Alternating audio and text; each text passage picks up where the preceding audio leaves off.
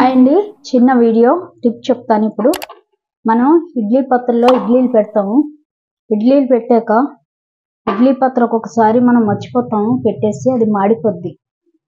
చూసారు కదా, ఇలా మాడిపోయినప్పుడు మనం వెంటనే నీళ్లు పోయకూడదు. దానిలో అంటే వాటర్ అంతా అయిపోయినప్పుడు వెంటనే దానిలో మనం నీళ్లు పోసేస్తాం. మాడుతుంది కదా అని నీళ్లు పోయకూడదు.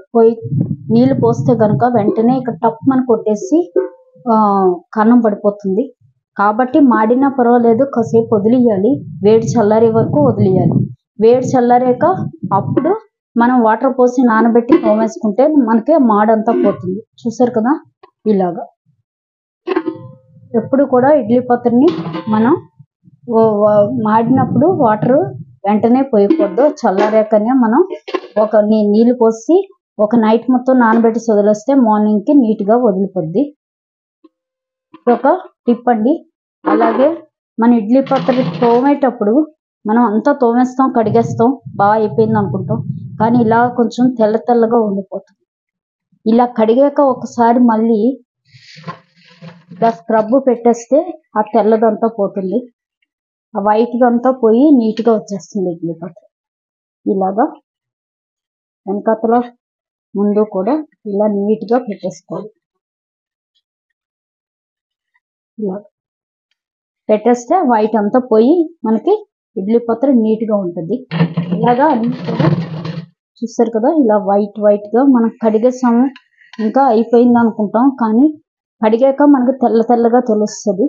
అప్పుడు ఒక్కసారి మళ్ళీ ఇలాగా మనం సబ్బు పెట్టక్కర్లేదు. ఫస్ట్ టైం ఎలాగో సబ్బు పెడతాం కాబట్టి ఇలాగా తోమేసి నీట్గా కడిగేసుకుంటే చాలు.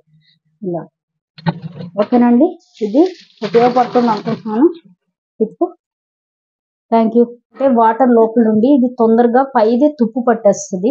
ఈ సెంటర్లోనే ఎక్కువ తుప్పు పడుతుంది. పట్టింది అంటే అక్కడ కన్నం పడిపోతుంది. కాబట్టి ఎప్పుడు కూడా ఈ పాత్ర వేరుగా ఇది వేరుగా ఇలా బోర్లించాలి. అంటే కొంచెం క్రాస్గా బోర్లించాలి. ఇలా పూర్తిగా బోర్లించకూడదు ఎప్పుడు. లేదా ఒకసారి ఎండలో పెట్టేసి ఫుల్ ఆరాక మనం లోపల పెట్టుకోవాలి. అప్పుడు తొందరగా కన్నం పడదు. ఎన్ని రోజులైనా ఇలా బాగుంటుంది.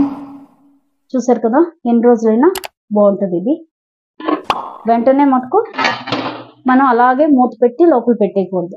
దాన్ని తడి ఆరే వరకు మనం ఎండలో అయినా పెట్టుకోవాలి. లేదా క్రాస్గా బోర్లించి దేనికదే పాత్ర లోపల స్టాండ్ విడిగా బోర్లించుకోవాలి.